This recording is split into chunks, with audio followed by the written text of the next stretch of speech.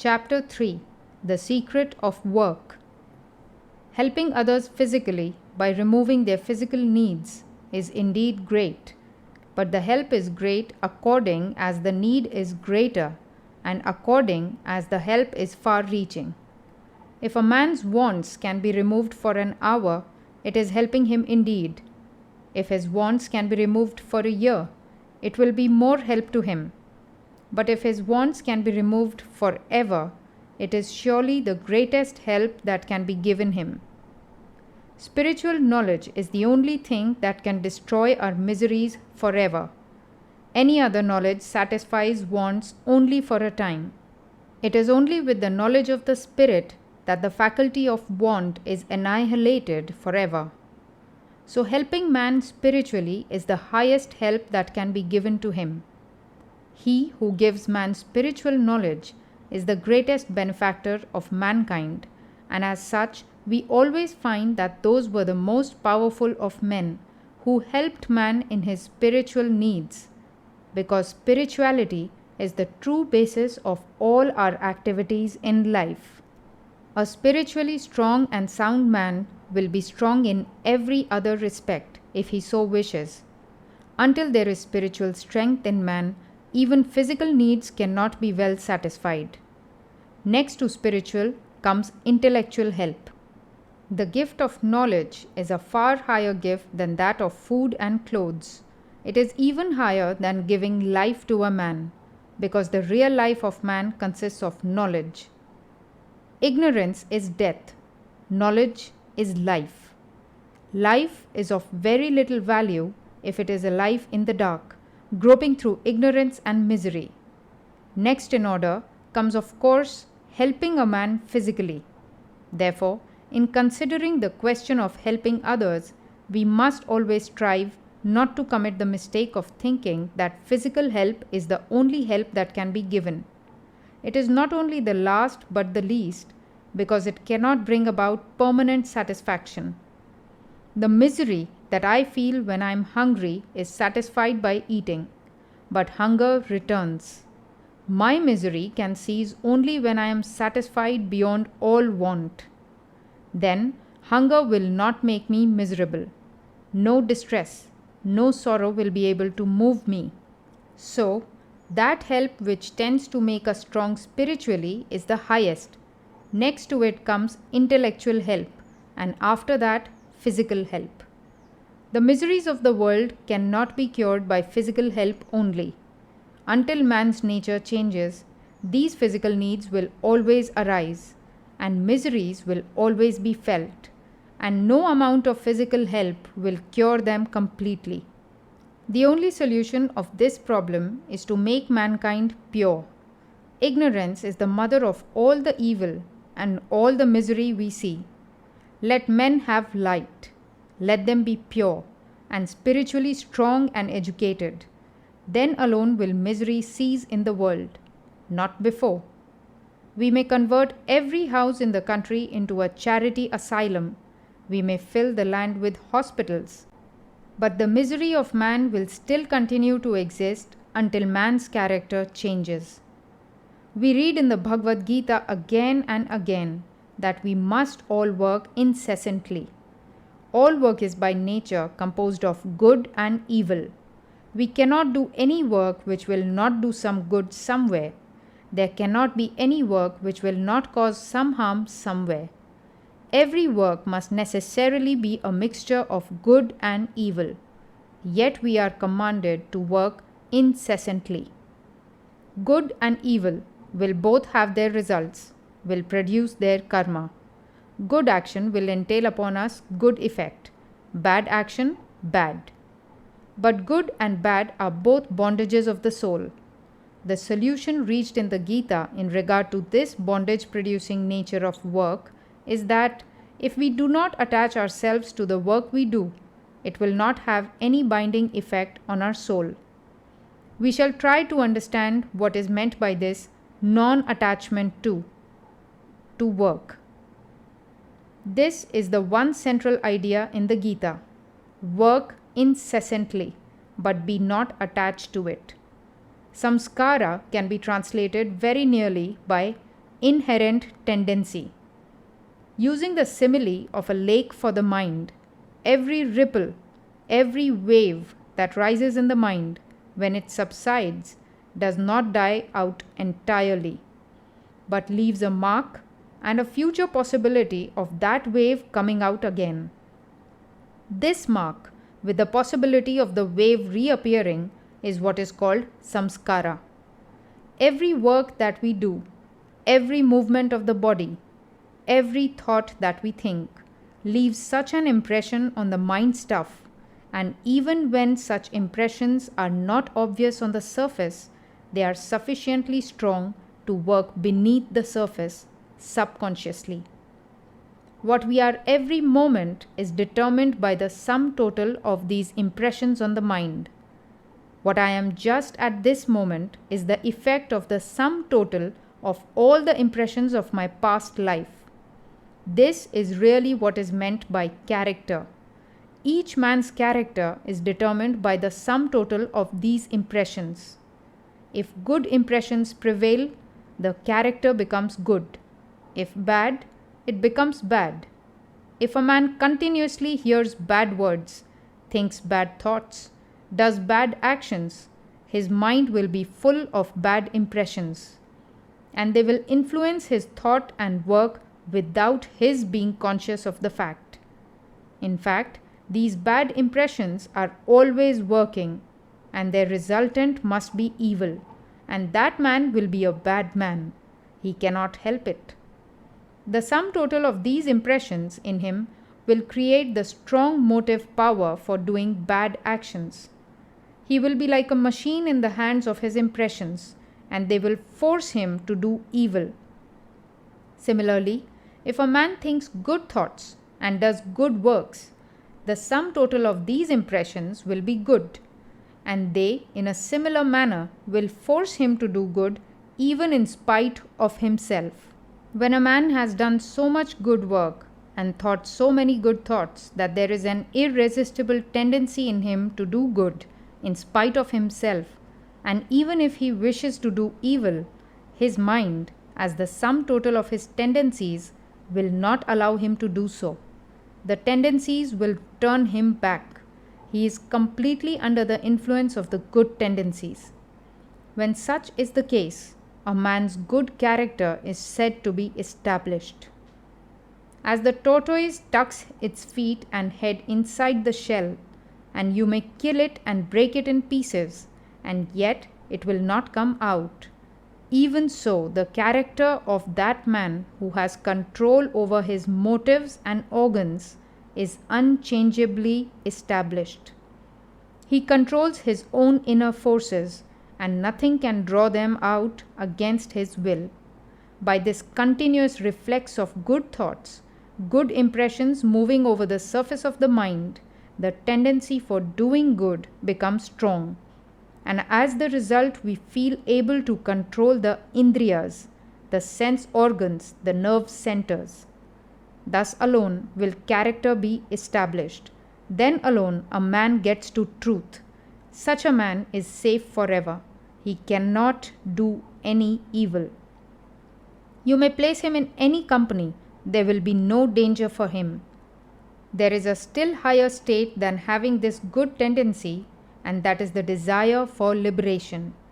You must remember that freedom of the soul is the goal of all yogas, and each one equally leads to the same result. By work alone, men may get to where Buddha got largely by meditation, or Christ by prayer. Buddha was a working jnani, Christ was a bhakta, but the same goal was reached by both of them. The difficulty is here. Liberation means entire freedom, freedom from the bondage of good as well as from the bondage of evil. A golden chain is as much a chain as an iron one. There is a thorn in my finger, and I use another to take the first one out, and when I have taken it out, I throw both of them aside. I have no necessity for keeping the second thorn, because both are thorns after all. So the bad tendencies are to be counteracted by the good ones, and the bad impressions on the mind should be removed by the fresh waves of good ones until all that is evil almost disappears or is subdued and held in control in a corner of the mind. But after that, the good tendencies have also to be conquered. Thus, the attached becomes the unattached. Work, but let not the action or the thought produce a deep impression on the mind. Let the ripples come and go. Let huge actions proceed from the muscles and the brain, but let them not make any deep impression on the soul. How can this be done? We see that the impression of any action to which we attach ourselves remains. I may meet hundreds of persons during the day, and among them meet also one whom I love. And when I retire at night, I may try to think of all the faces I saw, but only that face comes before the mind, the face which I met perhaps only for 1 minute and which I loved. All the others have vanished. My attachment to this particular person caused a deeper impression on my mind than all the other faces. Physiologically, the impressions have all been the same. Every one of the faces that I saw pictured itself on the retina, and the brain took the pictures in, and yet there was no similarity of effect upon the mind. Most of the faces, perhaps, were entirely new faces, about which I had never thought before, but that one face, of which I got only a glimpse, found associations inside.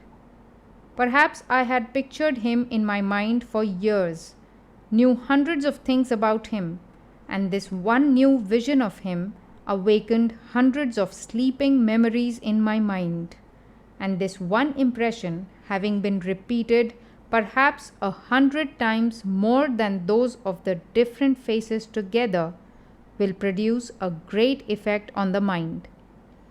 Therefore, be unattached. Let things work. Let brain centers work. Work incessantly, but let not a ripple conquer the mind. Work as if you were a stranger in this land, a sojourner. Work incessantly, but do not bind yourselves. Bondage is terrible. This world is not our habitation. It is only one of the many stages through which we are passing. Remember that great saying of the Sankhya: the whole of nature is for the soul, not the soul for nature. The very reason of nature's existence is for the education of the soul. It has no other meaning. It is there because the soul must have knowledge, and through knowledge free itself. If we remember this always, we shall never be attached to nature. We shall know that nature is a book in which we are to read, and that when we have gained the required knowledge, the book is of no more value to us. Instead of that, however, we are identifying ourselves with nature. We are thinking that the soul is for nature, that the spirit is for the flesh, and as the common saying has it, we think that man lives to eat and not eats to live. We are continually making this mistake. We are regarding nature as ourselves and are becoming attached to it. And as soon as this attachment comes, there is the deep impression on the soul, which binds us down and makes us work not from freedom, but like slaves. The whole gist of this teaching is that you should work like a master and not as a slave. Work incessantly, but do not do slave's work. Do you not see how everybody works? Nobody can be altogether at rest. 99% of mankind work like slaves, and the result is misery. It is all selfish work. Work through freedom. Work through love. The word love is very difficult to understand. Love never comes until there is freedom. There is no true love possible in the slave. If you buy a slave and tie him down in chains and make him work for you, he will work like a drudge, but there will be no love in him. So when we ourselves work for the things of the world as slaves, there can be no love in us, and our work is not true work. This is true of work done for relatives and friends, and is true of work done for our own selves. Selfish work is slave's work, and here is a test. Every act of love brings happiness. There is no act of love which does not bring peace and blessedness in its reaction. Real existence, real knowledge, and real love are eternally connected with one another, the three in one. Where one of them is, the others also must be. They are the three aspects of the one without a second: the existence, knowledge, bliss. When that existence becomes relative, we see it as the world. That knowledge becomes in its turn modified into the knowledge of the things of the world, and that bliss forms the foundation of all true love known to the heart of man. Therefore, true love can never react so as to cause pain either to the lover or to the beloved. Suppose a man loves a woman. He wishes to have her all to himself and feels extremely jealous about her every movement. He wants her to sit near him, to stand near him, and to eat and move at his bidding. He is a slave to her and wishes to have her as his slave. That is not love. It is a kind of morbid affection of the slave, insinuating itself as love. It cannot be love because it is painful. If she does not do what he wants, it brings him pain. With love, there is no painful reaction. Love only brings a reaction of bliss. If it does not, it is not love. It is mistaking something else for love. When you have succeeded in loving your husband, your wife, your children, the whole world, the universe, in such a manner that there is no reaction of pain or jealousy, no selfish feeling, then you are in a fit state to be unattached. Krishna says, "Look at me, Arjuna. If I stop from work for one moment, the whole universe will die. I have nothing to gain from work. I am the one Lord. But why do I work? Because I love the world." God is unattached because He loves. That real love makes us unattached. Wherever there is attachment, the clinging to the things of the world, you must know that it is all physical attraction between sets of particles of matter, something that attracts two bodies nearer and nearer all the time, and if they cannot get near enough, produces pain. But where there is real love, it does not rest on physical attachment at all.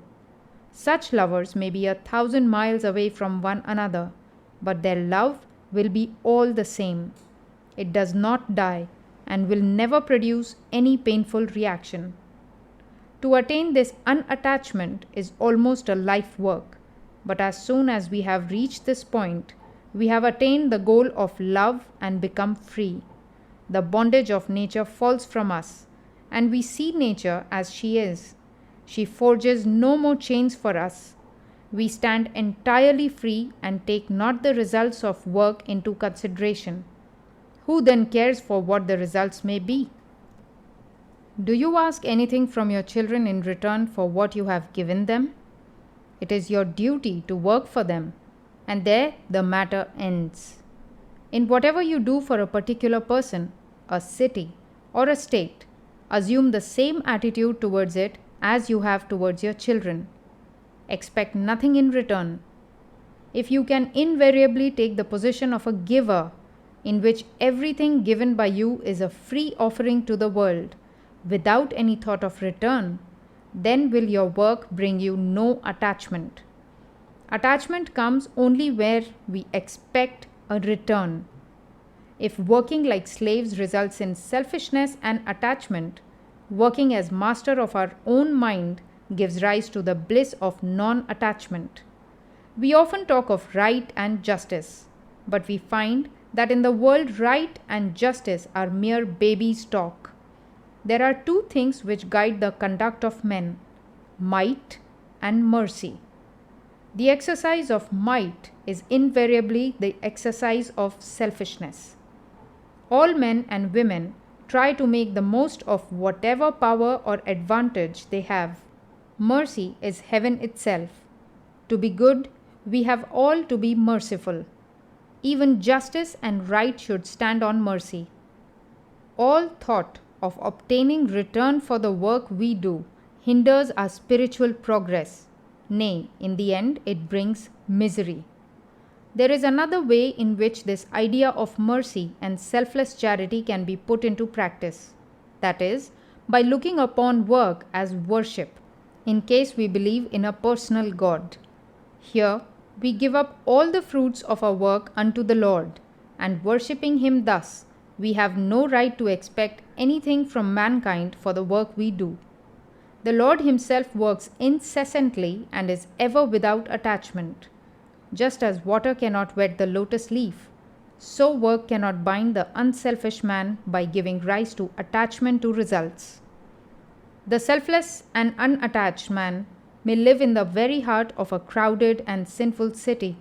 He will not be touched by sin. This idea of complete self-sacrifice is illustrated in the following story. After the battle of Kurukshetra, the 5 Pandava brothers performed a great sacrifice and made very large gifts to the poor.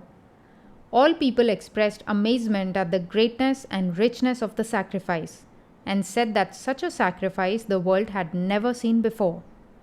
But after the ceremony, there came a little mongoose, half of whose body was golden, and the other half brown, and he began to roll on the floor of the sacrificial hall.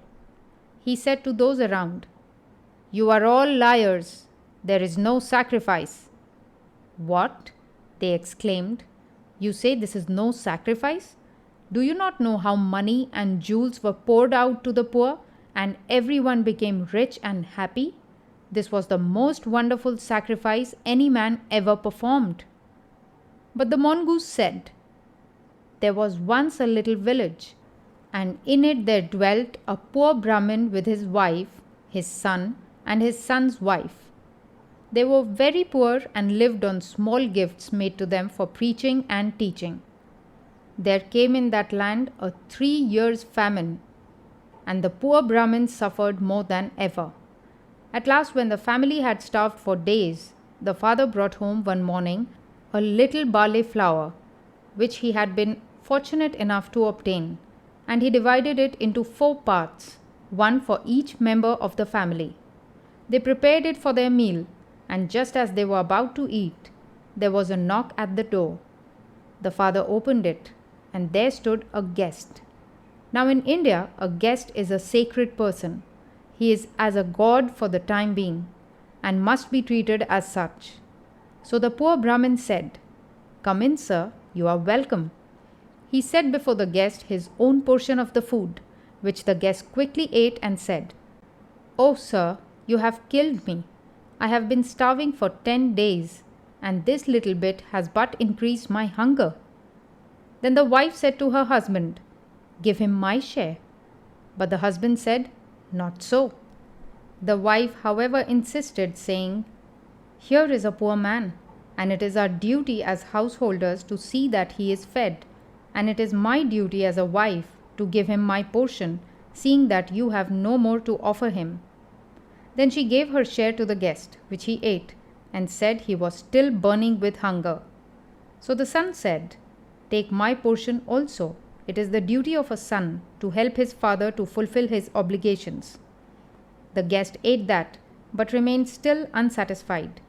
So the son's wife gave him her portion also. That was sufficient, and the guest departed, blessing them. That night, those 4 people died of starvation. A few granules of that flour had fallen on the floor, and when I rolled my body on them, half of it became golden, as you see. Since then, I have been traveling all over the world, hoping to find another sacrifice like that, but nowhere have I found one. Nowhere else has the other half of my body been turned into gold. That is why I say this is no sacrifice. This idea of charity is going out of India. Great men are becoming fewer and fewer. When I was first learning English, I read an English storybook in which there was a story about a dutiful boy who had gone out to work and had given some of his money to his old mother, and this was praised in 3 or 4 pages. What was that? No Hindu boy can ever understand the moral of that story. Now I understand it when I hear the Western idea. Every man for himself. And some men take everything for themselves, and fathers and mothers and wives and children go to the wall. That should never and nowhere be the ideal of the householder. Now you see what Karma Yoga means, even at the point of death, to help anyone without asking questions. Be cheated millions of times and never ask a question, and never think of what you are doing. Never want of your gifts to the poor or expect their gratitude, but rather be grateful to them for giving you the occasion of practicing charity to them. Thus, it is plain that to be an ideal householder is a much more difficult task than to be an ideal sannyasin. The true life of work is indeed as hard as, if not harder than, the equally true life of renunciation.